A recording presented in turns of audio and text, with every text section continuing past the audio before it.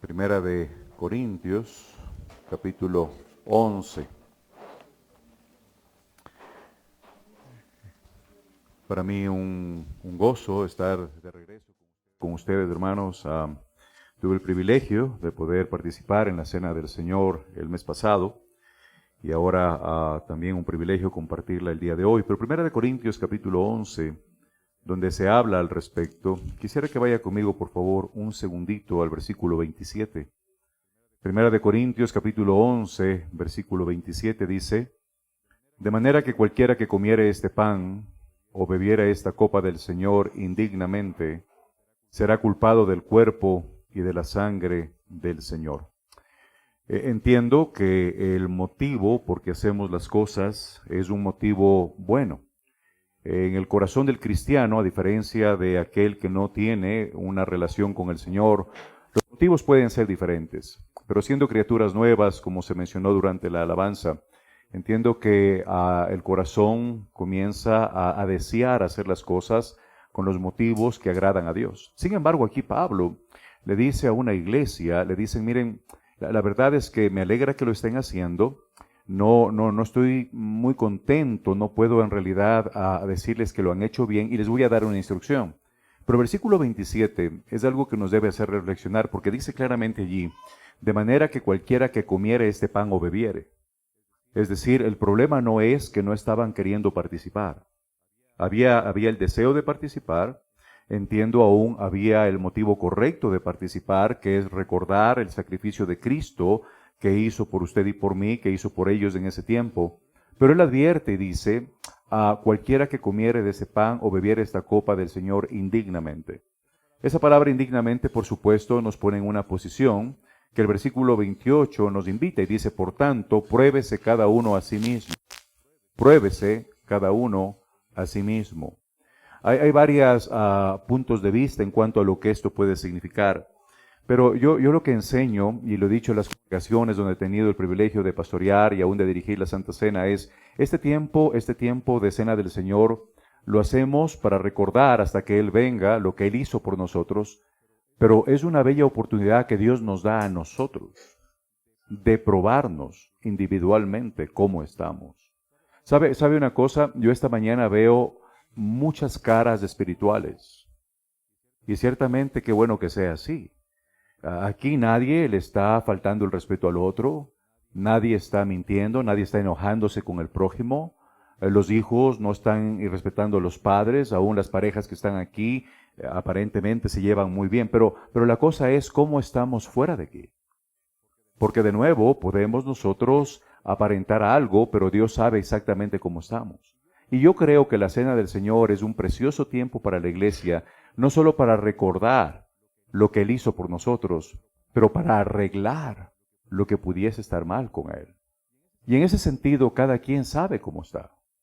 La verdad es que cada quien debería hacer un análisis durante el tiempo de la Cena del Señor para de manera sincera decirle, Señor, tú lo sabes y yo lo sé. Hay áreas en mi vida donde no estoy bien. Hay áreas de mi vida donde debo mejorar. Quizás, más todavía, alguien debería decir, ya necesito pedirte perdón por esto y por aquello. Entonces, esto de la Cena del Señor, hermanos, qué bueno que lo hacen cada mes. Esto es la discreción de la oficina pastoral, cada qué tiempo se hace. Hay iglesias que lo hacen cada semana, hay iglesias que lo hacen de manera trimestral, ustedes lo hacen de manera mensual. Y la verdad, me agrada mucho hacerlo de manera mensual, es una bella oportunidad de nuevo. Recordar lo que Cristo hizo por nosotros, dar su vida, su cuerpo, su sangre, pero a su vez una bella oportunidad de decirle, Señor, aquí estoy de nuevo. Perdóname. Ayúdame a vivir conforme a tu preciosa voluntad. Y recuerden algo, una cosa más, hay mucho misterio en cuanto a esto que es de alguna manera simple. No hay teorías, no hay convertimiento de esto en la sangre y el cuerpo de Cristo, no estamos haciendo un montón de cosas, llamado bajo varios nombres, lo hacemos simplemente tal cual el Señor quería. Lo que representa ese pan es el cuerpo del Señor, que fue realmente, antes de ser crucificado, molido, literalmente. Esos golpes que recibió, esos puñetazos, aún esos escupetajos en la cara, y luego ese látigo en su espalda, esa corona en su cabeza, todo eso, lo que estamos representando, lo es en ese pan hoy, haciendo memoria del sufrimiento que tuvo Cristo por usted y por mí. Y luego, cuando tomamos del jugo de la vida, esa preciosa sangre derramada. Dice el libro de Hechos que esa sangre es lo que permite que la iglesia exista hoy en día. Y es por eso que la iglesia en realidad no es algo más. La iglesia debe ser el centro de la vida del cristiano. Es más, todas las decisiones, todo lo que el cristiano hace debería estar de acuerdo a la iglesia local. Y esto quizás lo explico un poco más adelante. Así que lo que vamos a hacer este momento no es algo más, hermanos. Es el momento, quizás uno de los momentos más especiales que tiene la iglesia. Amén. Vamos entonces, voy a llamar a nuestros hermanos Pablo Urgilés y José Argudo, si son tan amables, si pueden venir aquí al frente. Hoy tenemos una manera especial de hacerlo y es que los elementos van unidos. Usualmente, cuando repartimos los elementos, repartimos primero el pan y luego, ¿verdad?, uno de los hermanos ora y luego lo compartimos. Y luego hacemos lo mismo con el vino o el jugo de uva. En este caso, usted va a recibir ya tanto el pan como el jugo de la vid en un mismo paquetito. Ya nos estamos modernizando, ¿verdad? Entonces, una vez que usted lo reciba, necesita separar el pan del jugo de la uva y luego mantenerlos allí. Luego que uno de los hermanos ore, nos servimos primero el pan, y luego que el hermano ore, nos servimos el jugo de la uva. Creo que es sencillo, ¿verdad? Lo que vamos a estar haciendo. No es tan difícil, así que vamos a empezar este momento. Yo voy a orar para comenzar y luego vamos a repartirlo. Vamos a orar todos. Padre amado, gracias te damos por este precioso día. Gracias, mi Dios, por tu amor y misericordia de siempre. Señor, aquí estamos una vez más. reconociendo que somos pecadores. Señor, tu palabra dice que somos pecadores, pero la verdad es que nosotros sabemos que lo somos. Perdónanos, limpia el corazón, la mente, y ayúdanos, Señor, a vivir una vida conforme a tu preciosa voluntad. Señor, ayúdanos a examinar cómo estamos en nuestra vida pública, pero sobre todo en nuestra vida privada. Hay en esos momentos donde solamente estamos tú y yo y aparentemente nadie nos ve, nadie sabe, pero tú lo sabes.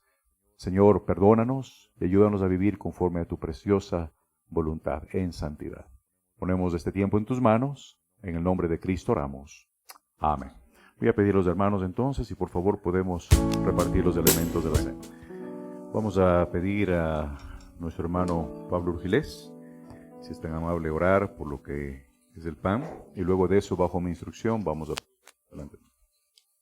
Padre bendito, en esta mañana, Señor, recordamos el sacrificio que tú hiciste cuando estuviste en la cruz y antes de eso también, y que fuiste molido por nuestros pecados. Molido, Señor, porque cada vez que yo peco, lanzo un golpe contra ti. Te agredo más, te deformo el rostro. Señor, perdona, ya no quiero seguir igual. Perdona, Señor, cada cosa mal que hacemos y que permita, Señor, que tu Espíritu Santo en nosotros nos moldee como el barro al alfarero para hacer obra tuya y estar en ti, Señor, para agradarte. Te damos gracias, Señor, por el sacrificio tuyo en la cruz, por tu cuerpo molido y crucificado. Te damos gracias porque de esa manera nos quitaste el pecado que nos afectaba y que impedía que nos acerquemos a Dios. Te damos gracias en nombre de Cristo nuestro Señor. Amén. Amén. Nada más quiero estar seguro que ya se paró y tiene abierta la cosita. ¿Ya tienen abierto todos ya? Ok, bueno. Dice la palabra de Dios en 1 Corintios capítulo 11, versículo 24, y habiendo dado gracias, lo partió y dijo, tomad, comed, esto es mi cuerpo que por vosotros es partido. Haced esto en memoria de mí. Adelante, hermanos.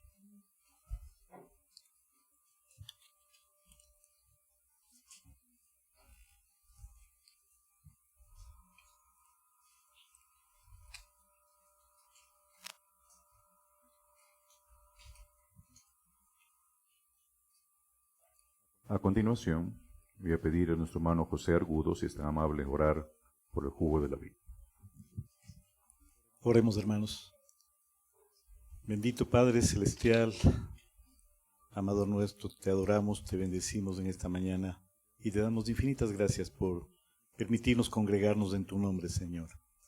Y sobre todo, te agradecemos por permitirnos recordar ese momento de esta última cena, en la cual pediste que esto que estamos haciendo lo hagamos en recordación tuya. Bendice, Señor, este jugo de uva que representa tu sangre derramada en la cruz para salvación de todos aquellos quienes hemos confiado nuestra vida en ti, en quienes hemos creído en ti, Señor, y te hemos entregado nuestra vida, Señor. Que este momento, que este símbolo, Señor, permita que tu Espíritu nos recuerde lo que tú hiciste por nosotros, ese amor tan grande derramado en la cruz por nosotros, y que seamos, Señor, dignos de esa sangre derramada. Gracias, Señor, por este tiempo. Bendícenos en el nombre santo de Jesús. Amén. Amén. El versículo 25 dice, asimismo tomó también la copa, después de haber cenado, diciendo, esta copa es el nuevo pacto en mi sangre. Haced esto todas las veces que la bebiereis en memoria de mí. Adelante, hermano.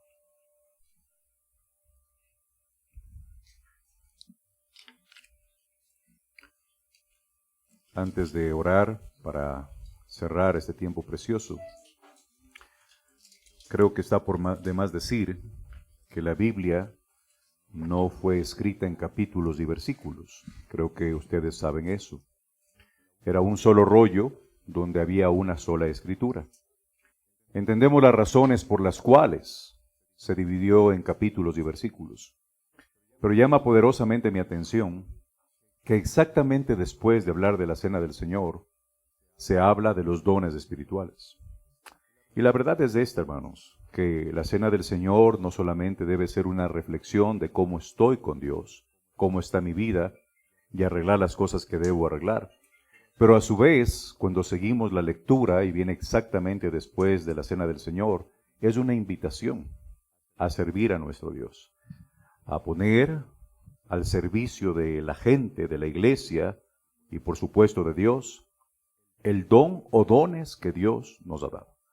Hermanos, nada más le invito a reflexionar en esto, porque qué bueno que podemos participar, qué bueno que podemos incluso arreglar cositas con Dios. Pero la motivación principal de todo esto es que si Él vino a servir y no ser servido, cuanto más si recordamos lo que Él hizo, tengamos el deseo de servirle a Él. Padre amado, gracias te damos por este precioso día. Gracias te damos por esta preciosa iglesia. Bendíceles, cuídales, protégeles siempre. Te doy gracias, mi Dios, porque nos has dado vida para poder recordar lo que hiciste por nosotros hace unos 2000 y tantos años. Diste tu propio cuerpo para que nosotros hoy en día pudiésemos tener salvación y vida eterna. Gracias, Padre, por todo. Te amamos y síguenos enseñando a amarte de igual manera. Nos ponemos en tus manos, en el nombre de Cristo oramos. Amén. Muy bien. Bueno, es hora de la lectura bíblica, así que los invito a sacar sus Biblias. Puede ser su Biblia física, su Biblia en digital. Vamos a hacer la lectura de Hechos 22. Así que lo pueden empezar a buscar y quienes no tengan su Biblia a la mano también va a estar proyectado aquí adelante. Hechos 22, del 1 al 16. Aunque la prédica va a ser más larga, pero vamos a leer eso. Pongámonos de pie, hermanos, para leer la palabra del Señor. Hechos 22, del 1 al 16. Varones hermanos y padres, oíd ahora mi defensa ante vosotros. Y al oír que les hablaba en lengua hebrea, guardaron más silencio. Y él les dijo: yo de cierto soy judío, nacido en Tarso de Cilicia, pero criado en esta ciudad, instruido a los pies de Gamaliel, estrictamente conforme a la ley de nuestros padres, celoso de Dios, como hoy lo sois todos vosotros. Perseguía yo antes este camino hasta la muerte, prendiendo y entregando en cárceles a hombres y mujeres, como el sumo sacerdote también me es testigo, y todos los ancianos, de quienes también recibí cartas para los hermanos, y fui a Damasco para traer presos a Jerusalén, también a los que estuviesen allí, para que fuesen castigados. Pero aconteció que yendo yo al llegar cerca de Damasco, como a mediodía, de repente me rodeó mucha luz del cielo, y caí al suelo, y oí una voz que me decía: Saulo, Saulo, ¿por qué me persigues? Yo entonces respondí: ¿quién eres, Señor? Y me dijo: yo soy Jesús de Nazaret, a quien tú persigues.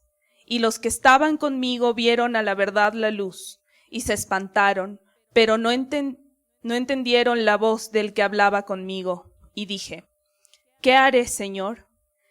Y el Señor me dijo: levántate y ve a Damasco, y allí se te dirá todo lo que está ordenado que hagas. Y como yo no veía a causa de la gloria de la luz, llevado de la mano por los que estaban conmigo, llegué a Damasco. Entonces, uno llamado Ananías, varón piadoso según la ley, que tenía buen testimonio de todos los judíos que allí moraban, vino a mí.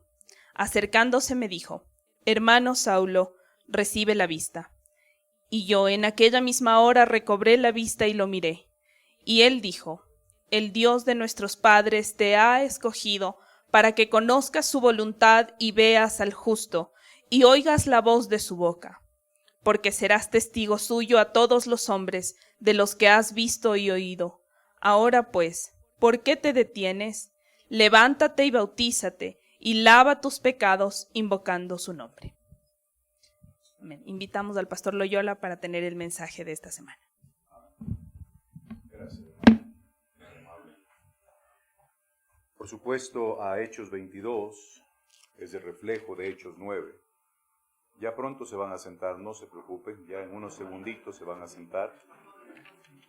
Ahora sí, ahora está. Amén. Ahora sí, ahí estamos, ¿verdad? Tengo a veces temor de que vaya a lastimar. ¿Está bien el sonido ahí? Si alzo un poquito la voz, ¿está bien o está mucho? Está bien, ok. Decía que Hechos 22, por supuesto, es el reflejo de Hechos 9 y a su vez la antesala de la nueva explicación sobre lo mismo en Hechos 26. Es interesante que Pablo aquí vuelve a describir lo que fue su encuentro con el Señor Jesucristo y todo lo que significó en su propia vida. Allí en Hechos capítulo 22 llegamos hasta el versículo 16. Pero quisiera que me acompañen en los versículos 17 hasta el 21. Yo voy a leer el 17, ustedes el 18, y así de manera antifonal hasta que juntos leamos el versículo 21. Luego de eso oramos y se sientan. Dice la palabra de Dios lo siguiente. Y me aconteció, vuelto a Jerusalén, que orando en el templo me sobrevino un éxtasis. Y me decía, date prisa y sal prontamente de Jerusalén, porque no recibirán tu testimonio acerca de mí. Yo dije, Señor, ellos saben que yo encarcelaba y azotaba en todas las sinagogas a los que creían en ti.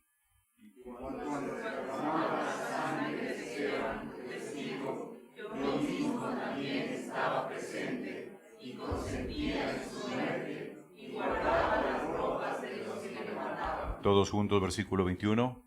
Pero me dijo, ve, porque yo te enviaré lejos a los gentiles. Vamos a orar una vez más.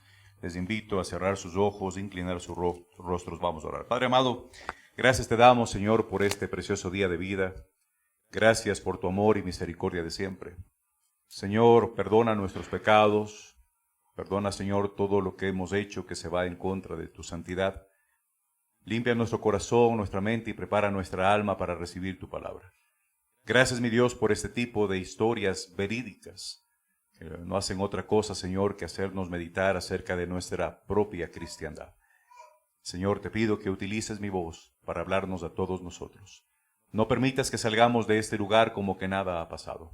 Te suplicamos, mi Dios, háblanos. En el nombre de Cristo te lo pedimos. Amén. Pueden tomar asiento, hermanos. Muchísimas gracias. Encontramos, por supuesto, aquí, como les decía, en la continuación del relato, el motivo por el cual el Señor Jesucristo se le apareció a Saulo. Sabemos, Saulo viene a ser luego el gran apóstol Pablo. En Hechos 26, de manera más específica, se le dice que debe predicar para abrir los ojos de aquellos que tienen los ojos, valga la redundancia, cerrados, que no pueden ver la verdad. Y hace una distinción, por supuesto, entre los gentiles y entre los judíos. Él fue enviado a los gentiles, aunque debo decir que no había judío que se le escape. Predicaba en las sinagogas, le hablaba a los de su nación, tenía un peso por ellos, pero por supuesto empezó la predicación en lugares donde no habían judíos. El título del mensaje de esta mañana, y usted lo puede ver allí en el boletín, es requerimientos de una verdadera conversión. Yo he dicho esto antes, que si yo pudiese elegir a un personaje favorito de la Biblia, totalmente humano como tal, de padre y madre humanos, sin lugar a dudas sería el apóstol Pablo. Me encanta leer su historia, me encanta leer sobre sus hechos, me gusta mucho lo que hizo, y al final puedo decir que ese hombre, desde el momento que tuvo ese encuentro con el Señor, su vida cambió. Y luego, en realidad, si observamos todo lo que hizo, podemos decir, y yo puedo decir que hasta el día de hoy vemos el resultado de lo que él hizo por la obra del Señor. Requerimientos de una verdadera conversión. En primer lugar, requiere de un encuentro con Cristo. Requiere de un encuentro con Cristo. En la Biblia encontramos varias personas haciendo un encuentro con el Señor Jesucristo. Encontramos una mujer cananea, viniendo y diciéndole al Señor, hijo de David. Es interesante que aún una mujer que no pertenecía al pueblo del Señor, al pueblo judío, sabía de la descendencia, ¿verdad?, de Cristo, que venía desde las tribus, ¿verdad?, allá que el Señor comenzó con Abraham, Isaac, Jacob y por supuesto más adelante David. Y cómo el Señor aprovecha esa oportunidad para hacerles saber que Él era el pan de vida, que Él era el camino que debían seguir. Es interesante, por supuesto, lo que dice aquí a Pablo. Miren nuevamente en Hechos capítulo 22. A mí me han preguntado varias personas si voy a comenzar otra iglesia en el área de Santo Domingo, en algún lugar, a otro lugar del país. Le he dicho, es posible. Ahora mismo estoy en un momento de transición ministerial. Seguimos pastoreando la iglesia de Galápagos, acabamos de entregar la iglesia de Argentina, de Pergamino en Argentina, y estamos trabajando con varias familias de alrededor del mundo, pero quién sabe, en algún momento sí voy a comenzar otra iglesia. Y me han dicho, ¿y cómo se va a llamar? ¿Se va a llamar también Iglesia Bautista de la Fe? De hecho, creo que no, porque ya hay muchos pastores de la Iglesia Bautista de la Fe. No quiero que se identifique un grupo de iglesias con un hombre, porque la honra y la gloria siempre debe ser para Dios y no para los hombres. No estamos aquí para hacer un montón de cosas para que el nombre del hombre sea elevado, sino más bien que el nombre de Dios siempre esté por lo alto. Y me han dicho, ¿qué nombre le pondría? ¿Cómo le llamaría? Siloé, dice la hermana. Bueno, podría ser un precioso nombre, pero la verdad es que si tuviese que ponerle un nombre a una iglesia hoy en día, se llamaría Iglesia El Camino. Y la razón es esta. Mire usted en Hechos capítulo 22. En Hechos capítulo 22, versículo 4 decía, perseguía yo este camino. Es interesante que ese camino está con C mayúscula. Y la verdad es que cuando Pablo en esas 3 ocasiones que lo nombra el camino, lo que está hablando es de un grupo de cristianos que está aprendiendo de Cristo y que quiere vivir bajo las normas de Cristo. Él perseguía este camino, dijo Pablo. Sabemos por la historia de Hechos 9 que había pedido cartas para ir a Damasco. Y mientras iba a Damasco, una voz del cielo le habló. Ahora, hoy en día, hermanos, no tenemos ese tipo de encuentros con Cristo para poder nosotros ser salvos. De hecho, la palabra de Dios nos dice que lo que necesita una persona es tener ese encuentro con Cristo a través de la predicación del Evangelio. Una vez que una persona predica el Evangelio y la obra de Cristo, una persona tiene ahora el conocimiento y la interacción del Espíritu Santo para convencerle que verdaderamente necesita de Cristo.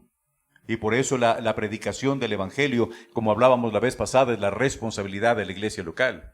Porque Hechos 13 dice que todo aquel que invocar el nombre del Señor será salvo, pero el versículo 14 nos recuerda, pero ¿cómo van a invocar si no han creído? ¿Cómo van a creer si no han oído? ¿Cómo van a oír si no hay quien les predique? ¿Cómo van a predicar si no hay quien les envíe? Y hemos dicho muy claramente que la iglesia local envía predicadores para que la gente al escuchar crea y al creer se salve. Porque recuerden ustedes algo, la salvación es a través de ¿qué? A través de nuestra fe en el Señor Jesucristo.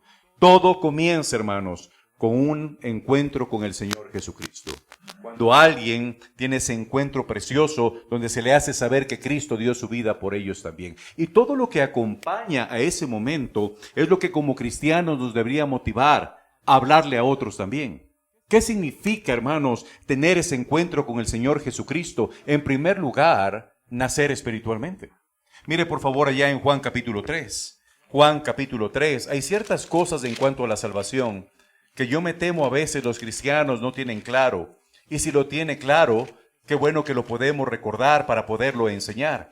Juan capítulo 3 tenemos ese encuentro entre el Señor Jesucristo y Nicodemo. Y dice el versículo 1, había un hombre de los fariseos que se llamaba ¿cómo? Nicodemo, un principal entre los judíos. Este vino a Jesús de noche y le dijo, Rabí, sabemos que has venido de Dios como maestro, porque nadie puede hacer estas señales que tú haces si no está Dios con él. Ya tenemos un hombre, pertenece al concilio. Sabemos, y yo creo que vino de noche porque no quería ser visto de día posiblemente. Pero él viene y reconoce delante de Cristo y le dice, mira, esas señales que tú haces, eso que estás haciendo, realmente alguien que no viene de Dios no puede hacerlo. Y quizás lo que estaba esperando Nicodemo es la respuesta del otro lado diciendo, sí, yo vengo de Dios, mi Padre me ha dado ese poder, yo soy algo especial y por eso puedo hacer esas cosas. Pero lo que el Señor Jesucristo dice en el versículo 3, respondió Jesús y le dijo, de cierto te digo, que el que no naciere de nuevo no puede ver el reino de Dios. ¿Qué respuesta tan diferente posiblemente a lo que el hombre esperaba? Y simplemente le dice, mira, qué bueno que me reconoces, qué bueno que lo mencionas, yo no voy a ir por ahí, la honra de todas maneras es para mi Padre, pero déjame decirte esto, si no naces de nuevo, no puedes ir al reino de Dios. no puedes entrar al reino de Dios. Nicodemo responde lo que posiblemente yo hubiera respondido. Y Nicodemo le dijo, ¿cómo puede un hombre nacer siendo viejo? ¿Puede acaso entrar por segunda vez en el vientre de su madre y nacer? Yo les digo una cosa, yo hubiera preguntado lo mismo. Quizás me va a llamar imprudente, quizás me va a llamar insensato, como sea, yo hubiera preguntado. A mí no me gusta quedarme con esas incógnitas. Y si el Señor me hubiera dicho, te es necesario nacer de nuevo, yo hubiera, pero ¿cómo entro de nuevo al vientre de mi madre para volver a nacer? Y entonces el Señor lo explica claramente en el versículo 5, respondiendo Jesús dijo, de cierto te digo, que el que no naciere de agua y del Espíritu no puede entrar en el reino de Dios. Lo que es nacido de la carne, carne es, y lo que es nacido del Espíritu, no te maravilles de que te dije, os es necesario que nacer de nuevo. La conversión comienza el momento que una persona nace de nuevo. Todos somos nacidos de un vientre, ¿verdad?, de una madre. Sabemos eso. Y nuestra madre que tiene carne y sangre y el padre que tiene carne y sangre se unen en una relación sexual, ella queda embarazada y ahora nosotros somos producto de esa relación, fruto de sangre y carne. Creo que no es muy difícil entenderlo, ¿verdad? ¿Sí están conmigo aquí?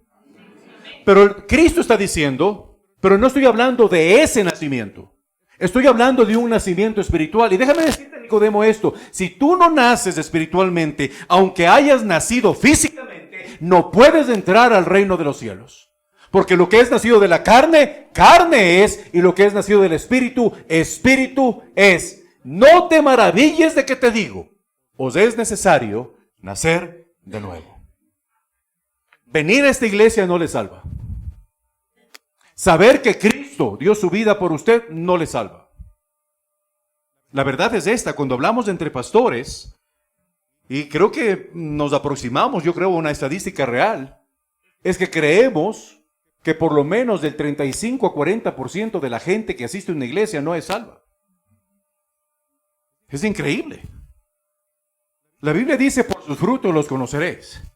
Y ciertamente al ver muchos miembros de iglesia que puntualmente están sentados allí escuchando la palabra de Dios, pero ver el estilo de vida que tienes, uno comienza a dudar, ¿será salvo o no? Déjeme decirle algo. No hay nada que pueda darle la salvación excepto su fe en el Señor Jesucristo. Y no solamente creer que Cristo existe, porque aún los demonios creen y tiemblan, sino creer en la obra que el Señor Jesucristo hizo y despreciar todo aquello que pude haber aprendido o que puede condicionar mi mente para creer que puedo ser salvo. Es decir, una persona va a nacer espiritualmente cuando deja de lado cualquier otra cosa que haya aprendido durante su vida, lo deja de lado y simplemente entiende que Cristo dio su vida por usted y que si usted cree que Él nació, que Él murió y que Él resucitó y que solamente Él le puede salvar, no el dinero, no sus estudios, no el color de piel, no una iglesia, no las obras, sino Cristo, automáticamente esa persona nace espiritualmente. ¿Cómo nace espiritualmente? Porque el Espíritu Santo de Dios viene a morar dentro del creyente. Y lo que era antes solamente naturaleza espiritual, ahora tiene también naturaleza ¿qué? Espiritual. Antes carnal, ahora espiritual y carnal, por cierto. Y por eso la lucha que existe entre querer hacer lo bueno y querer hacer lo malo. Nuestra carne empujando hacia el pecado y lo espiritual sosteniéndonos. Por eso Gálatas, ¿qué dice? Gálatas capítulo 5, versículo 16. Vaya por favor a Gálatas capítulo 5, versículo 16. ¿Están conmigo, hermanos? Yo mismo tenía allá en Santo Domingo la Biblia en la pared para que la gente pueda verla. Y cómo nos ayuda mucho para la gente, ¿verdad? Que no tiene Biblia o gente nueva. Pero si usted tiene una Biblia, yo le pido, hermanos, ir a su Biblia, que las hojas suenen. ¿Sí me entiende? Tome notas, utilícela, ¿verdad? Hay pastores que me han preguntado últimamente, pastor, ¿usted permitiría en la iglesia la Biblia digital? No tengo ningún problema, honesto y sinceramente. Pero el problema de las Biblias digitales es que mientras usted está leyendo y le sale por ahí un mensajito de Facebook, un mensajito de TikTok, un mensajito de alguien más, automáticamente va a agarrar su atención.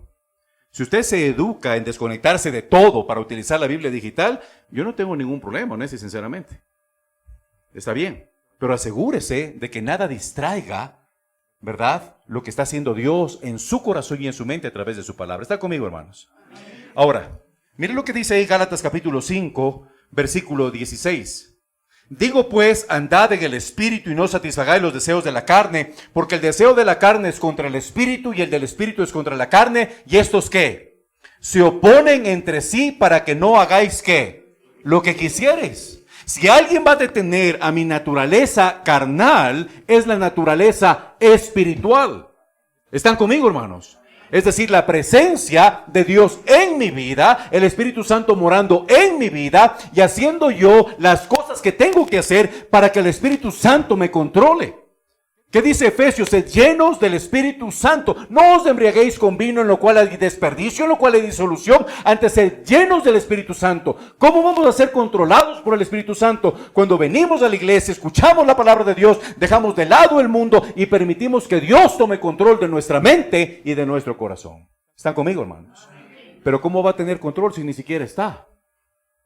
Hermanos, una verdadera conversión requiere de un encuentro con Cristo a la manera de Dios. Una oración, por cierto, hermanos, no salva. Lo que salva es la fe.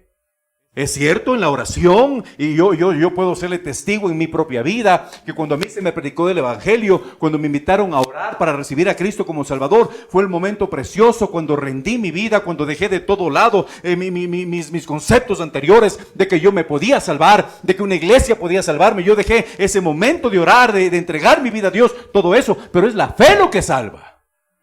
La fe de que Cristo nació, murió y resucitó.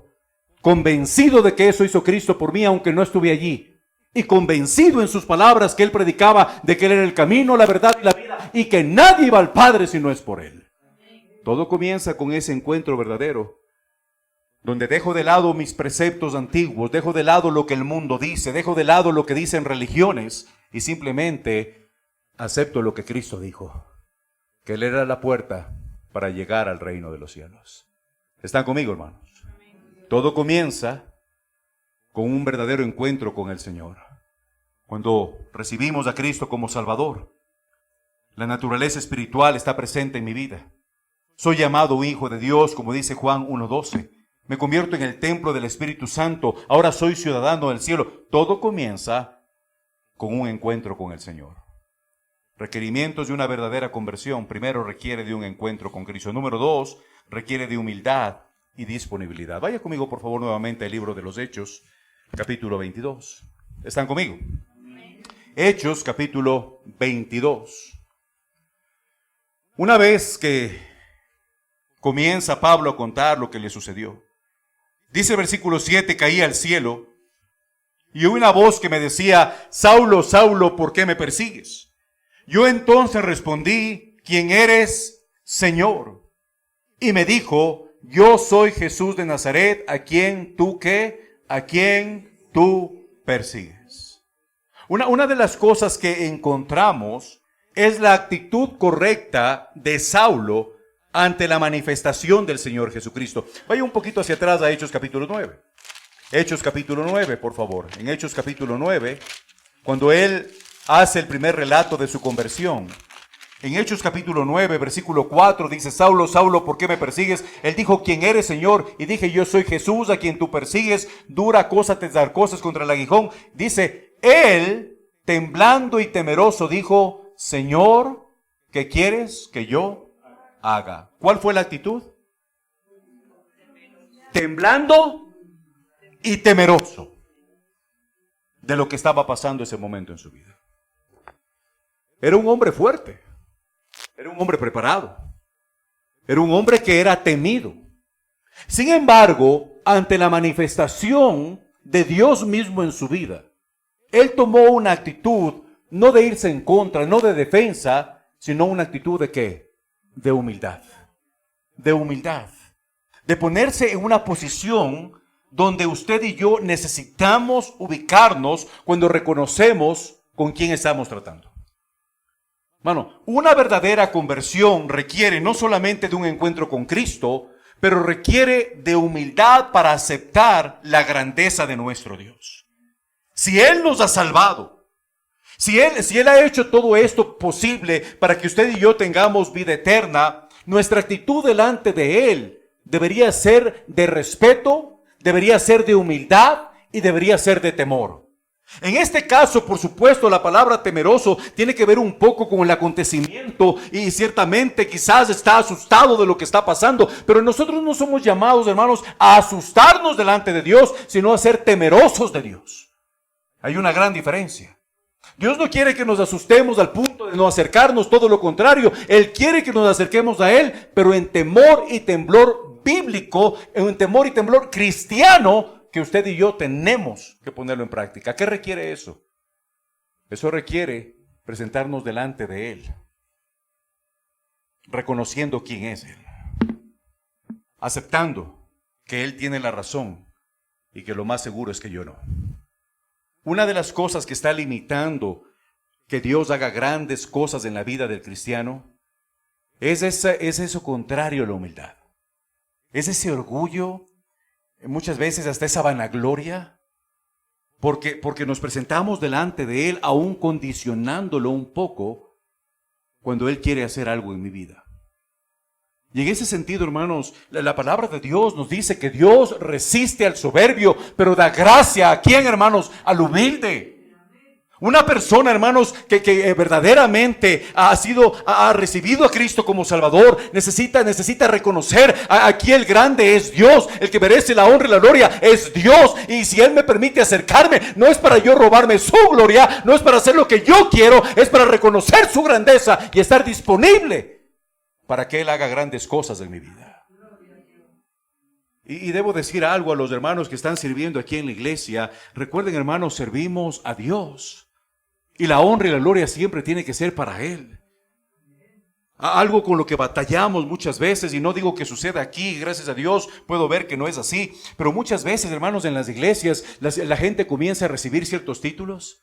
Y de repente el título que se le otorga los hace poner en una posición como que ya están sobre el resto, como que nadie puede decirles nada. Eso no debe ocurrir jamás. Todo lo contrario. Si estoy sirviendo a Dios y me da la oportunidad de servirle, le reconozco la honra y la gloria, siempre debe ser para Él, no para los hombres. Si tenemos responsabilidades que cumplir, claro que sí, y debemos hacerlo bien hecho. Pero quien merece la honra y la gloria es nuestro Dios, no nosotros. Estar disponibles para Él es negarme a mí mismo. Es simplemente decir, aunque yo quisiera hacerlo de esta manera, prefiero hacerlo a la manera de Dios, no a mi propia manera.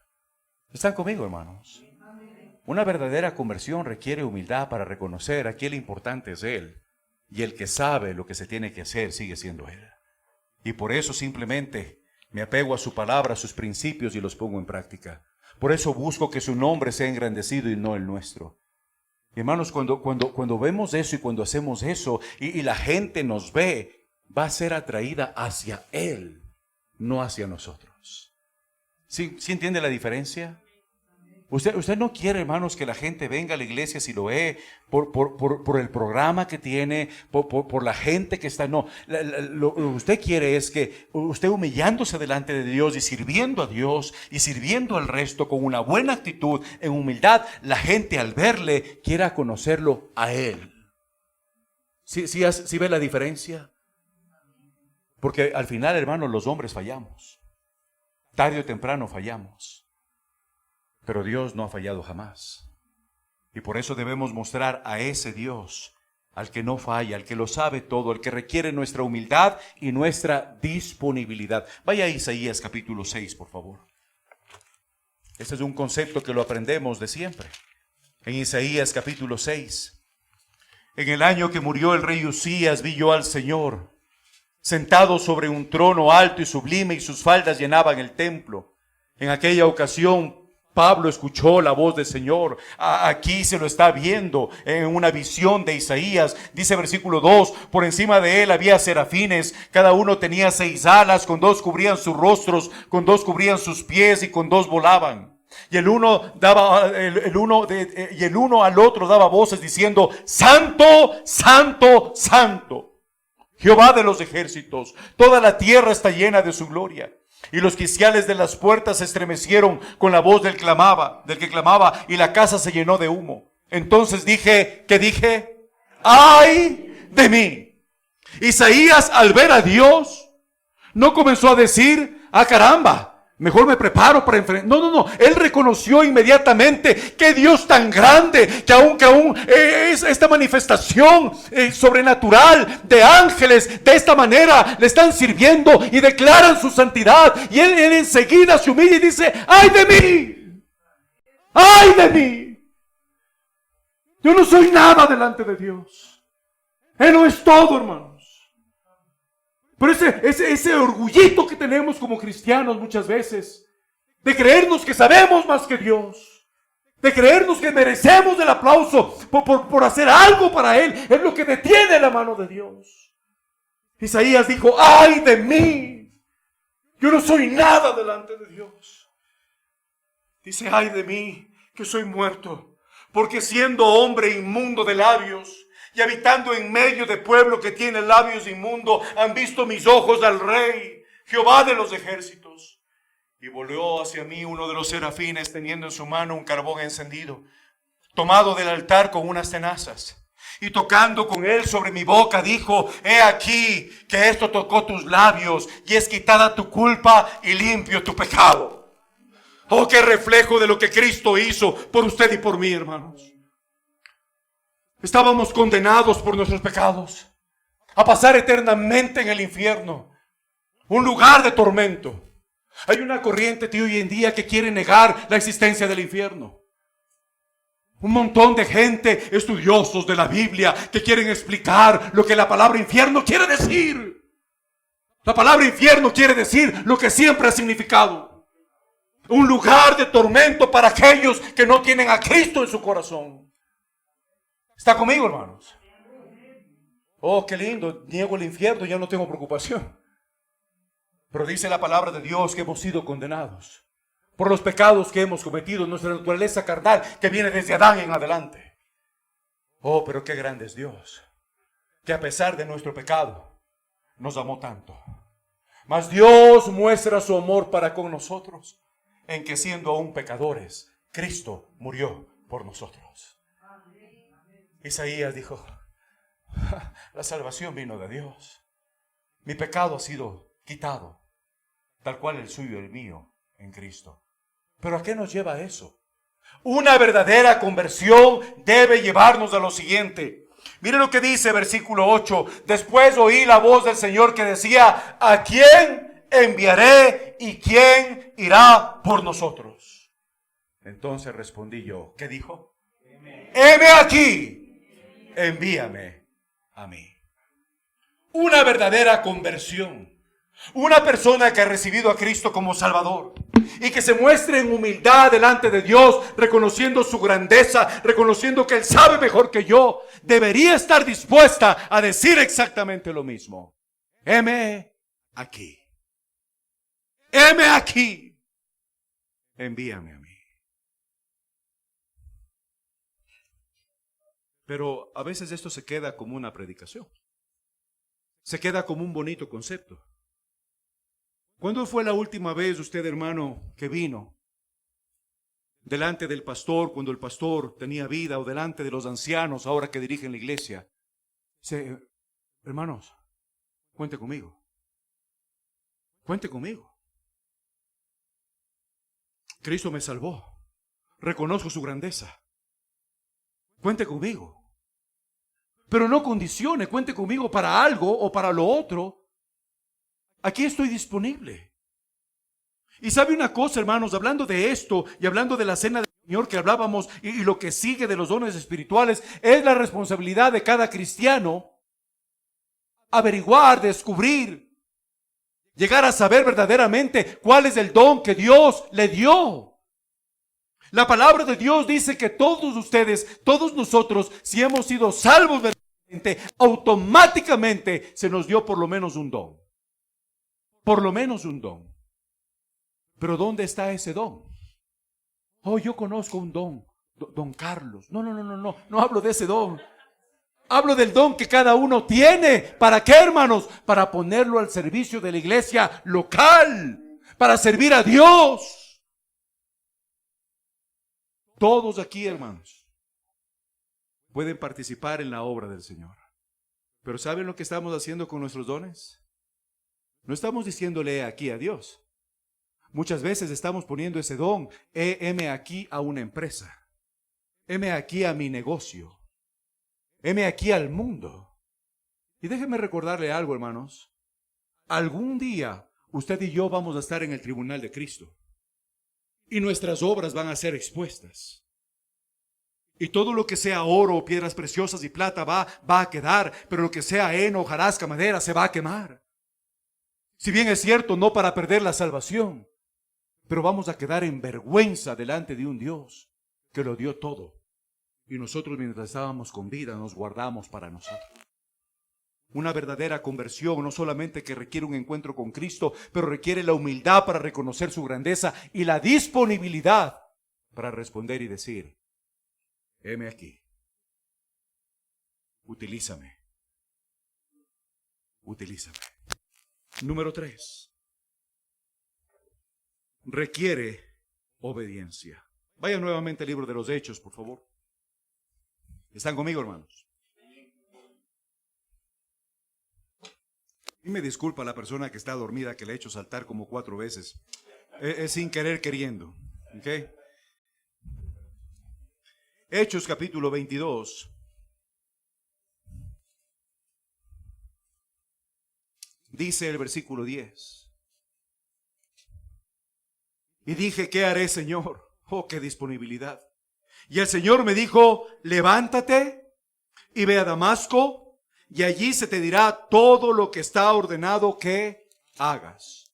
Y como yo no veía a causa de la gloria de la luz, llevado de la mano por los que estaban conmigo, llegué a ¿dónde? El Señor le dijo: levántate y ve a ¿dónde? A Damasco. ¿Y a dónde se fue? ¿Cómo se parece a un cierto personaje del Antiguo Testamento, verdad?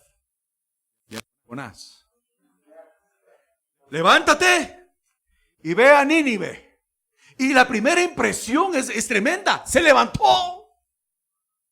Hay gente que por más que se le ruega: levántese, no se levanta. O despiértese. No se despierta, no se levanta.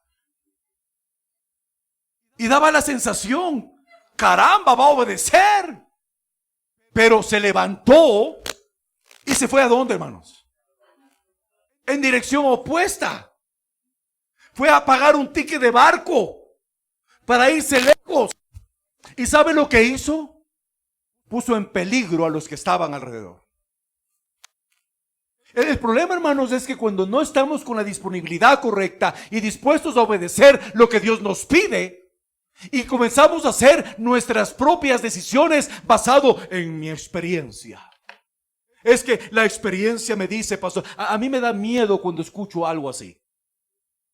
La Biblia dice, no, hermano, la Biblia, sí, pastor, la Biblia dice, pero mi experiencia me dice. Y hasta cambian de voz, mi experiencia me dice. Yo estoy pensando, ¿qué experiencia ni qué nada? Puede servir como referencia a la experiencia, pero lo que vale es la palabra de Dios. Y la obediencia, hermanos, la obediencia a su palabra es un reflejo de que Dios me ha salvado, de que el Espíritu Santo está en control, de que estoy disponible para Él. Maridos, amad a vuestras mujeres como Cristo amó a la iglesia. No es una opción, no es muy difícil de entenderlo. Pero ¿por qué muchas veces ese esposo no ama a la esposa como Cristo amó a la iglesia? Porque aunque sabe la orden, quiere hacer las cosas de su propia manera. Y entonces vienen los problemas. ¿Están conmigo? La obediencia requiere que acepto que la palabra de Dios es verdad, que tiene la razón y que yo simplemente la voy a ¿qué? A obedecer. Y vosotras, mujeres, estad sujetas a vuestros maridos. Ah, está otro machista. Otro machista. Interesante, ¿verdad? Pero, ¿por qué muchas mujeres cristianas hoy en día no están dándole lugar al esposo que Dios quiere que le dé. Porque hay un discurso allá afuera que se opone a la palabra de Dios. Totalmente. ¿Por qué tienes que someterte? Ya te están viendo la cara. No, Dios lo dijo. Y no es que Pablo era machista o Pedro era machista. Esto nos remonta allá, hermanos, al huerto del Edén. ¿Recuerda usted? Cuando una vez que tomó la manzana, bueno, no la manzana, el fruto del árbol, ¿verdad? Y se el marido, y el marido lo tomó. ¿Cuál fue las consecuencias? ¿Qué le dijo al marido? Tendrás que trabajar, vago. Trabaja para que alimentes a tu esposa. ¿Y a ella qué le dijo? Oh, cuando des, pues, va a haber dolor. Pero ¿qué más le dijo?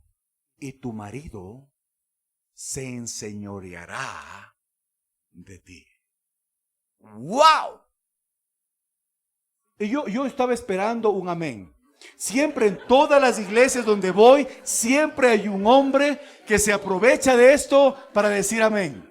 Y no logré identificar quién era, pero yo le aseguro que el que dijo amén no ha llevado a su esposa a comer a un rico restaurante. No le ha regalado flores esta mañana. ¿Verdad? No sé quién fue, pero ahí está. ¿Por qué?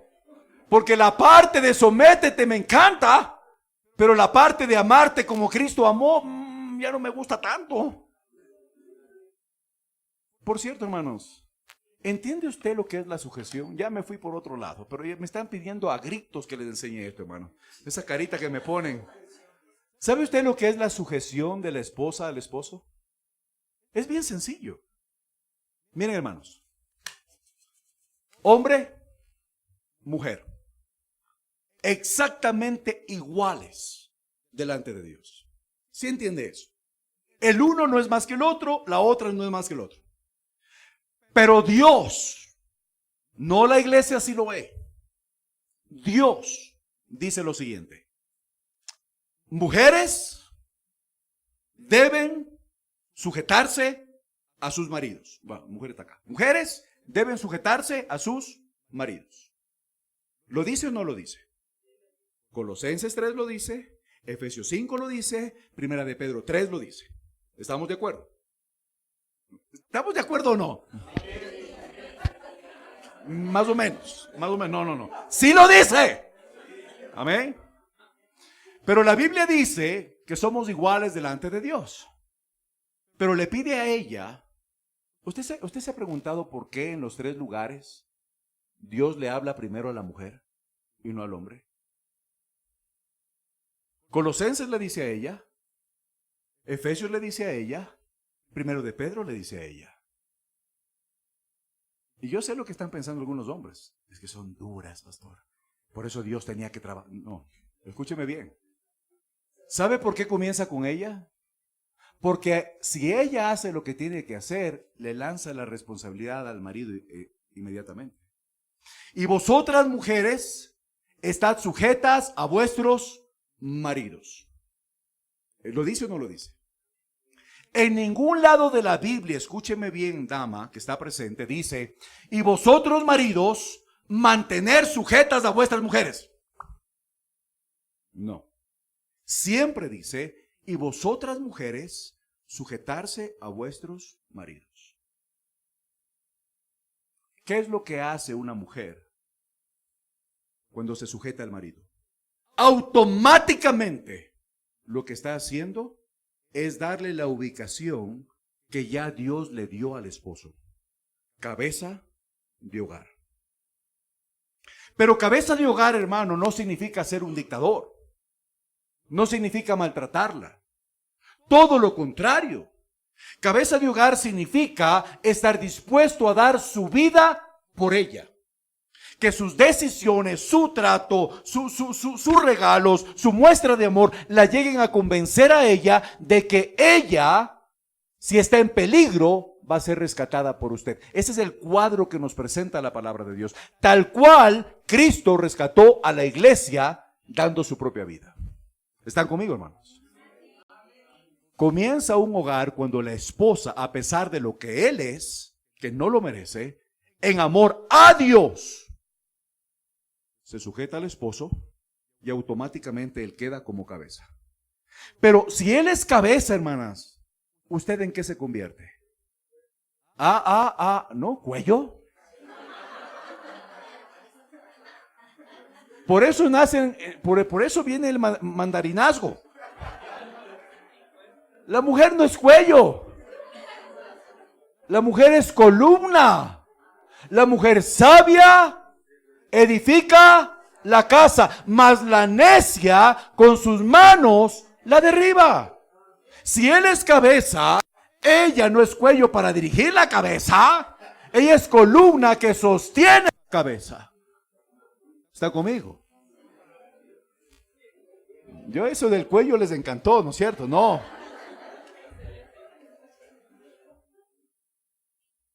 Hermana, usted tiene, bíblicamente hablando, la posibilidad de sostener su hogar. Impresionante. La mujer sabia, lo dijo Dios, la mujer sabia edifica su casa. Una mujer que le da la posición de cabeza al marido, lo que está haciendo es bíblicamente respetar la estructura de Dios y permitiendo que él llegue a hacer lo que tiene que ser. Pero quien sostiene todo esto es una mujer que con principios y valores le ayuda a él a estar allá arriba. El momento que pasa esto, ¿qué tenemos? Un fenómeno. Si nace un chivo donde sale primero la columna y luego la cabeza, ¿qué va a pensar usted? Está mal. No es correcto. ¿Sí están conmigo, hermano? Bíblicamente hablando, hay que obedecer. Si hay una verdadera conversión, debe haber el deseo de obediencia. Vamos a hacer lo que tenemos que hacer como familia, como individuos, como padres, como hijos, como miembros de iglesia. Heme aquí, envíame a mí. Si ya te envío y te vas de otro lado. Eso no está bien. Si te envió a Damasco, se levantó Pablo, ¿y a dónde fue? A Damasco.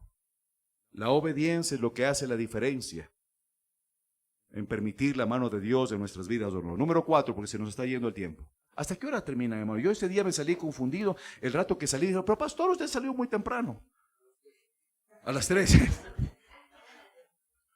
Una verdadera conversión requiere un encuentro con Cristo, humildad y disponibilidad, obediencia a lo que Dios ha dispuesto. Número 4, dispuestos.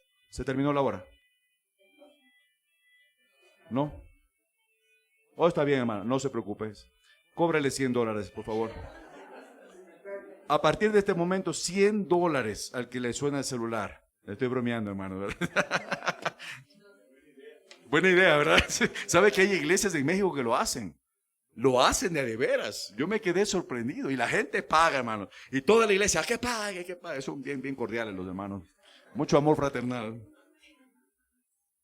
Número 4. Dispuestos a pagar el precio. Una conversión real requiere, hermanos, escúcheme bien, que estemos dispuestos a pagar el precio. Pablo es el claro ejemplo de ello. Vaya por favor, 200 van 200. 200. Segunda de Corintios 11, hermano. Vamos a Segunda de Corintios 11. Desde la próxima semana se aplica, hermano. Segunda de Corintios 11. Rápidamente. Particularmente yo, no puedo entender, y creo que lo dije la semana pasada, hermanos, y lo digo con todo el respeto del mundo, yo no puedo entender el desánimo. Yo no puedo entender el desánimo. Yo sé que la gente le da depresión, yo sé que se ponen tristes, yo sé que no quieren comer o comen mucho, yo sé un montón de cosas que le pasa a la gente que por el exceso de preocupación está alterado hasta el sistema nervioso. no me ha pasado y creo yo que no me va a pasar. Mi vida no ha sido sencilla. He tenido que enfrentar pruebas. He tenido que lidiar con pruebas difíciles del cáncer de nuestra hija, situaciones financieras, un montón de cosas. Hemos atravesado cosas difíciles. Pero hasta el día de hoy, hermanos, no puedo comprender el desánimo. No digo que no haya, porque aún en la Biblia encontramos ciertas personas que se desanimaron y dijeron, mátame, Señor, y entiendo todo eso, pero cuando veo el contexto, su preocupación no era sufrir, ¿verdad? Renunciar por el sufrimiento, sino por una causa mayor que tiene que ver con el pueblo de Dios y todo eso. Entiendo todo eso, pero hay cosas en la vida que pudiese afectarnos, entiendo. Aún el hecho de ser cristianos, yo no sé si a usted le ha pasado que viene un vecino y se le burla. Un familiar que le dice, te hiciste aleluya. ¿No le ha pasado? Tarde o temprano le va a pasar. Eres uno de esos fanáticos. A mí como me encanta que me digan eso, hermano. Les digo la verdad. Así es, fanático de mi Señor. ¿Cuál es el problema? ¿Sabes qué? Te presento a mi... Ven para mostrártelo. Vale la pena seguir a nuestro Dios. ¿Y cómo no voy a hacer aleluya si hay un Dios grande que nos ha dado todo, nos ha dado vida, nos ha dado una familia preciosa? ¿Cómo no le voy a alabar? Hermano, la gente cambia hasta de actitud si ve una buena actitud de nosotros. Pablo tenía todo el derecho de renunciar. ¿Qué dijo él en 2 de Corintios 11? Versículo 24. De los judíos 5 veces he recibido 40 azotes menos uno. 3 veces he sido azotado con varas. 1 vez apedreado, 3 veces he padecido naufragio, 1 noche y 1 día he estado como náufrago en alta mar, en caminos muchas veces, en peligros de ríos, peligros de ladrones, peligros de mi nación, peligros de los gentiles, peligros de mi ciudad, peligros en el desierto, peligros en el mar, peligros de entre falsos hermanos, en el trabajo, en trabajo y fatiga, en muchos desvelos, en hambre y sed, en muchos ayunos, en frío y en desnudez. Y además de otras cosas, lo que sobre mí se agolpa cada día, la preocupación por todas las iglesias. ¿Quién enferma y yo no enfermo? ¿A quién se le hace tropezar y yo me indigno? Si es necesario gloriarse, me gloriaré en lo que es mi debilidad. El Dios y Padre de nuestro Señor Jesucristo, quien es bendito por los siglos, sabe que no miento. En Damasco, el gobernador de la provincia del rey Aretas guardaba la ciudad de los damasenos para prenderme, y fui descolgado del muro en un canasto por una ventana y escapé de sus manos. Y luego el aguijón. Y él dice, 3 veces le he rogado al Señor que lo quite de mí. Versículo 9, capítulo 12. Y me ha dicho, bástate mi gracia, porque mi poder se perfecciona en la debilidad. Basta de quejarse, hermanos. Hemos aprendido como cristianos a hacer un baño de lástima para la gente. Todo nos incomoda, todo estoy mal. ¿Y tu Dios dónde está? Yo particularmente, hermanos, no me puedo llevar con gente que teniendo al Dios que tenemos, todo lo mal, todo está oscuro. ¿Y qué va a hacer de mí? ¿Y qué vamos a hacer esto? Hermanos, Dios no ha perdido su poder. Sigue centrado en el trono. Pero tiene que ver mucho con la actitud que tomamos las cosas, hermanos. Si a eso que yo llamo problema, que me aturde, que me quita el sueño, que me golpea, que me desanima, lo mismo, yo dejo de verlo como problema y ahora lo voy a llamar oportunidad. La oportunidad me anima a ver la mano de mi Dios en acción. Sí, las cosas en el hogar están difíciles, pero no voy a renunciar, no me voy a divorciar, voy a seguir adelante con ganas. Y así él falle o ella falle, yo voy a hacer lo que mi Dios me dice, porque mi esperanza está en mi Dios. Dios no es culpable de este vago que me tocó. Y así es. En primer lugar, ¿para qué se casa con vagos? Todo comienza por ahí. Ay, pastor, es que mi mujer es mal carácter. Todas son así.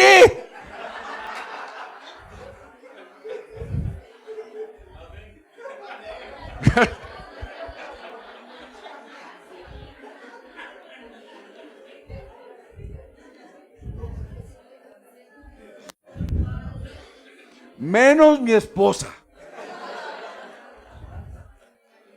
Segunda de Corintios 4. Segunda de Corintios 4.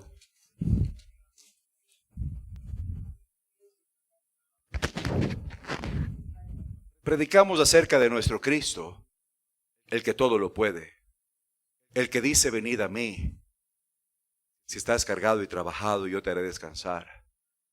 Predicamos acerca de Cristo, de quien el Padre dijo: a él oíd. Versículo 5, segunda de Corintios 4, 5, porque no nos predicamos a nosotros mismos, sino a quién, hermanos, a Jesucristo como Señor, y a nosotros como vuestros siervos por amor de Jesús. Porque Dios, que mandó que de las tinieblas resplandeciese la luz, Él es el que resplandeció en nuestros corazones una conversión real para iluminación del conocimiento de la gloria de Dios en la faz de Jesucristo. Pero no tenemos este tesoro en vasos de barro, para que la excelencia del poder sea de quién, hermano, de Dios y no de nosotros. Pastor, ya no puedo. Qué bueno que lo reconoces. Pero no es tiempo de echarte para atrás, no es tiempo de tirar la toalla, no es tiempo de que te anden haciendo tecitos para levantarte el ánimo. Es tiempo de levantarse y seguir adelante, en confiando en nuestro Dios, obedeciendo su palabra. ¿Por qué, hermanos? Porque dice versículo 8, estamos atribulados en todo, mas no angustiados, en apuros, mas no desesperados, perseguidos, mas no desamparados, derribados, pero no destruidos, llevando en el cuerpo por todas partes la muerte de Jesús, para que también, ¿qué, hermanos?, la vida de Jesús se manifieste en nuestros cuerpos. Gracias, hermana, muy amable. Gracias, hermana, muy gentil. Usted es la de buen carácter de la iglesia, amén.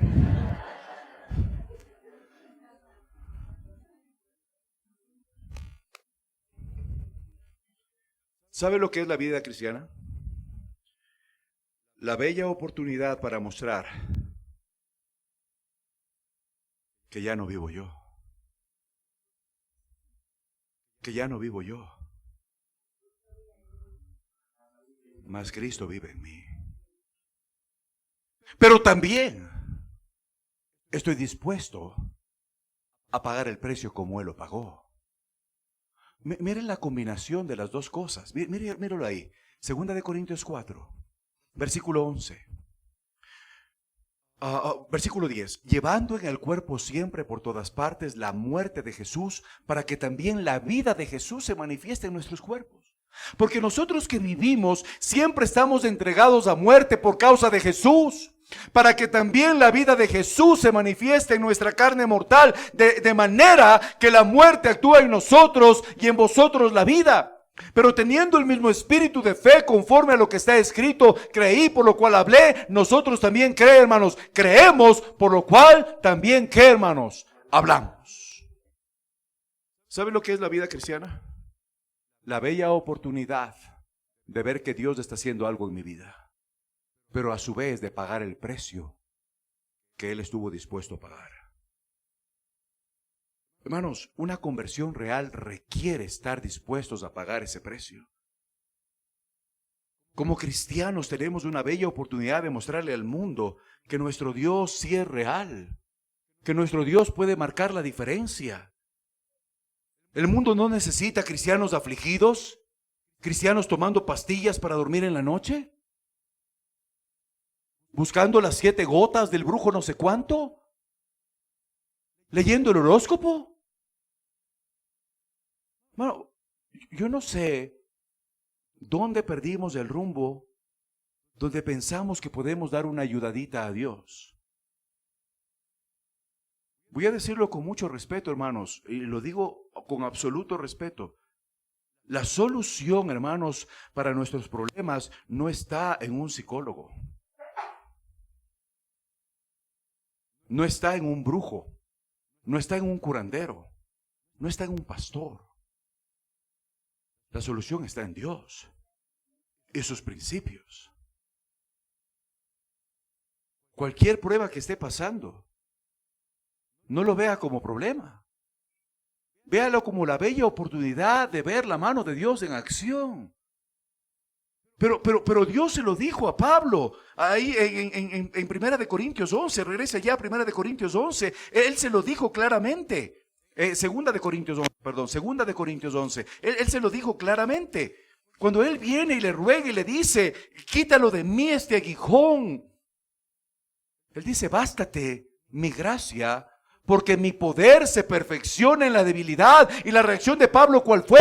Por tanto, de buena gana me gloriaré más bien en mis debilidades, para que repose sobre mí el poder ¿de quién, hermanos? De Cristo. Por lo cual, por amor a Cristo, me gozo en las debilidades, en afrentas, en necesidades, en persecuciones, en angustias, porque cuando soy débil, entonces ¿soy qué, hermanos? Soy fuerte. Ahí no dice me quejo de estas cosas, dice me gozo de estas cosas. Me gozo, porque cuando reconozco que no puedo, reconozco que Él sí puede. Pero reconocer que Él puede no significa, hermanos, creer que Él puede y nada más. Significa tomar su palabra y ponerla en práctica.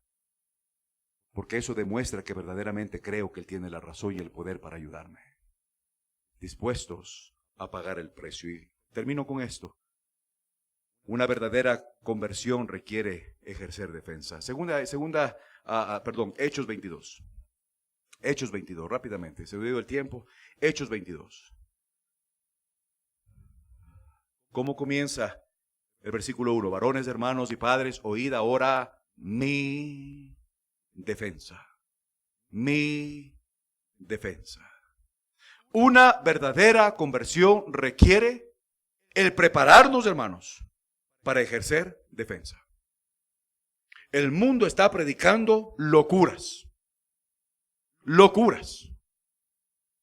Que la salvación no es por fe, que la salvación es por obras, que la salvación se pierde, que no hay infierno, que hay que judaizarse, que hoy en día existe otro planeta especial para no sé quién, que Cristo no es Dios. Que Cristo fue creado como hermano del diablo. Hermano, un montón de locuras. Incluso se ha levantado un montón de gente ahora con la adoración de los ángeles, con la reencarnación y un montón de cosas que a mí me deja admirado. Pero ¿saben qué es lo triste? Que mucho cristiano no se ha preparado para ejercer defensa. Y nuestra responsabilidad como cristianos es mostrarle a la gente con la Biblia lo que Dios dice. Ejercer defensa. Pablo hace una tremenda defensa de su fe, de su conversión, contando aún lo que ha pasado con él. ¿Y sabe qué ayuda mucho, hermanos? Su propio testimonio. Pero el testimonio llega hasta un punto. Pero luego usted necesita tomar doctrina para defender lo que dice la palabra de Dios. Pedro nos advertía, miren, 2 de Pedro capítulo 3. 2 de Pedro capítulo 3, lo que está haciendo la gente hoy en día, está torciendo la Biblia. Mire 2 de Pedro capítulo 3. ¿Están conmigo, hermanos? Miren lo que dice. Versículo 15, y tened entendido que la paciencia de nuestro Señor es para salvación, como también nuestro amado hermano Pablo, según la sabiduría que le ha sido dada, nos ha escrito casi en todas sus epístolas, hablando de ellas, de estas cosas, entre las cuales hay algunas difíciles de entender, las cuales los indoctos e inconstantes tuercen, como también las otras escrituras para su propia perdición. ¿Qué dice el libro de Judas? Antes de Apocalipsis, libro de Judas, se nos hace la exhortación. Dice el versículo 3, amados, por la gran solicitud que tenía de escribiros acerca de nuestra común salvación, me ha sido necesario escribiros exhortándoos que contendáis ardientemente por la fe que ha sido una vez dada a los santos, porque algunos hombres han entrado encubiertamente, los que desde antes habían sido destinados para esta condenación, hombres impíos que convierten en libertinaje la gracia de nuestro Dios y niegan a Dios, el único soberano, y a nuestro Señor Jesucristo. Mas quiero recordaros que ya una vez lo habéis. Mire, hermano, a la advertencia está allí. ¿Y sabe la terminología que se utiliza aquí en Judas? Dice que son hombres tan orgullosos que van así, que van como culebra y de repente levantan la cabeza y muerden. Eso es lo que dice este pasaje literalmente. Es la palabra reptil la que está ahí. Van como reptil, agachados, despacio y de repente, ¡boom!, muerden. Y Judas dice, ten cuidado, prepárate para enfrentarlos, para defender la fe. Y no hablo de golpes, hermanos. Hablo de conocer la palabra de Dios para defender lo que siempre hemos creído. Una verdadera conversión requiere preparación. Llenarnos del conocimiento de la palabra del Señor. Por eso venimos a la iglesia, por eso leemos la Biblia, por eso hacemos tanto estudio. No para la vanagloria, no para decir, yo soy el que más sé. No, todo lo contrario. Yo no le tengo miedo a los títulos dentro del ministerio. Le tengo horror hoy en día. Gente que estudia un doctorado, un PhD en doctrina, de repente ya no es pastor, ahora es doctor. Hermano, el llamado aquí en la Biblia es a ser pastor o ser evangelista. No digo que no se prepare.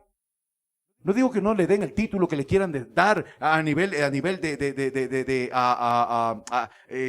teología.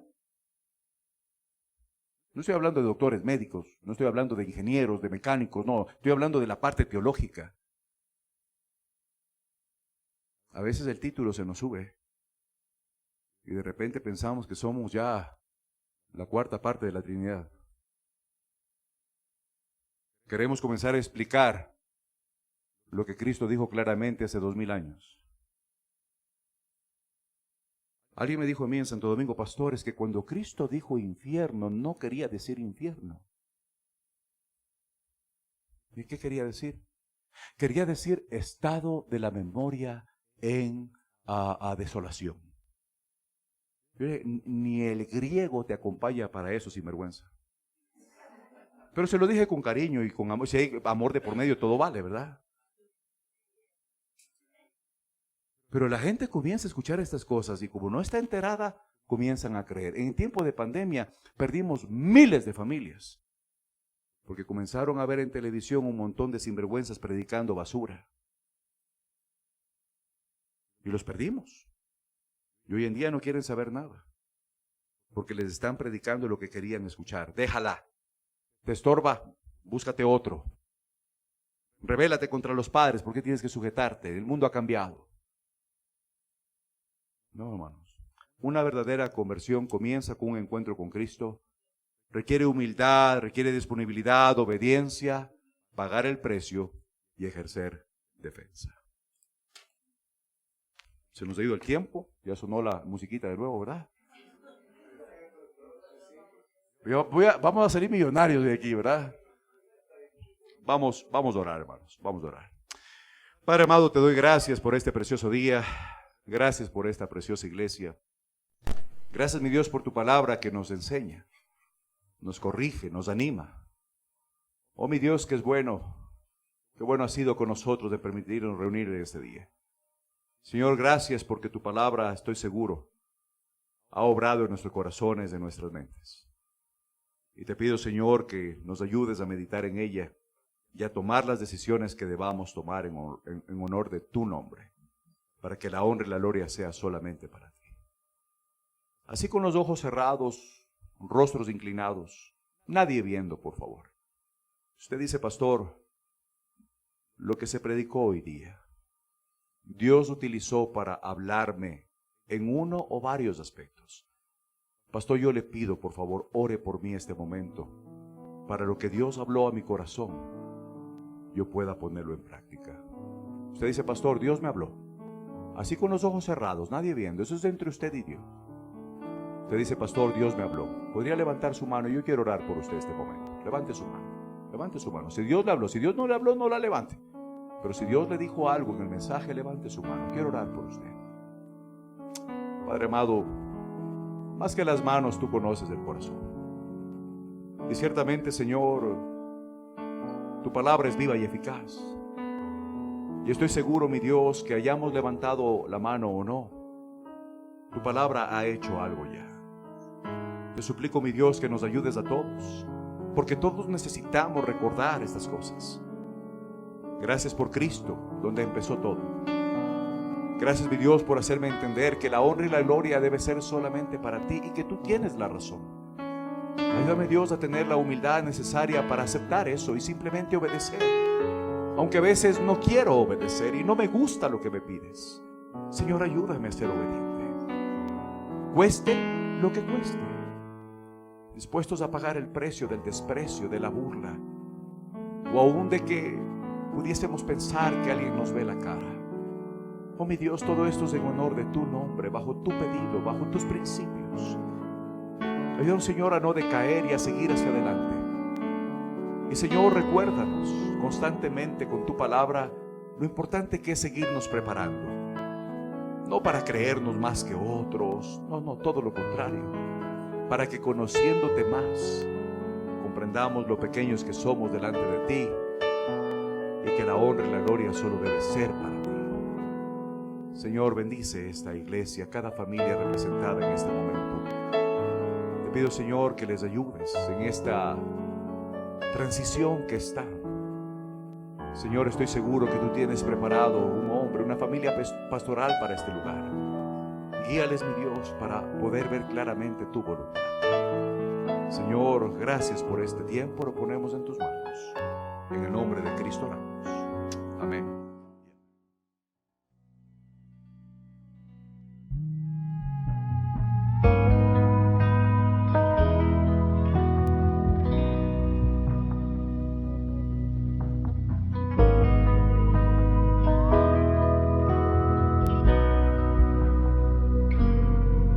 Su forma de mirar, viendo todo bien o mal, aún así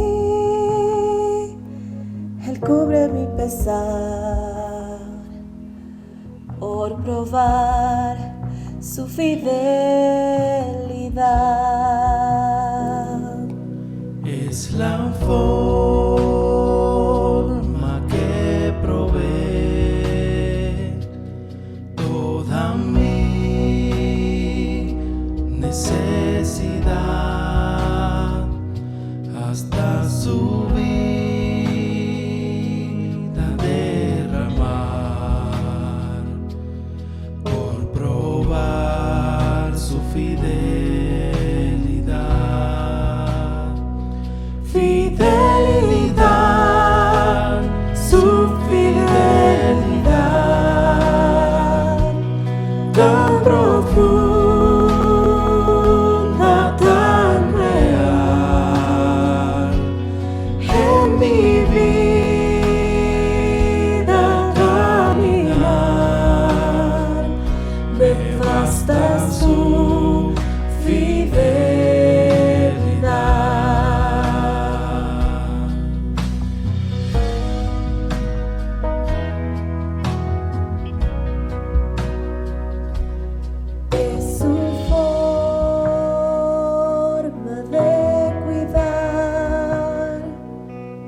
Cada paso en mi andar, No importa a dónde llevará, por probar su fidelidad.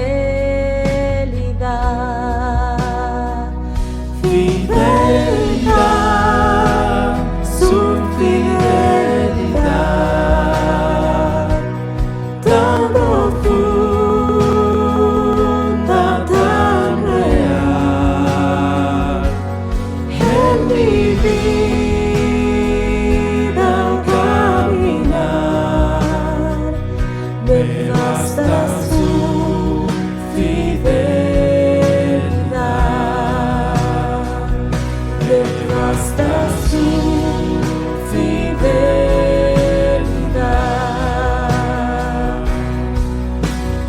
Oh, tu fidelidad,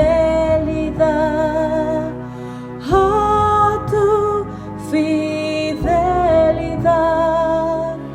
cada momento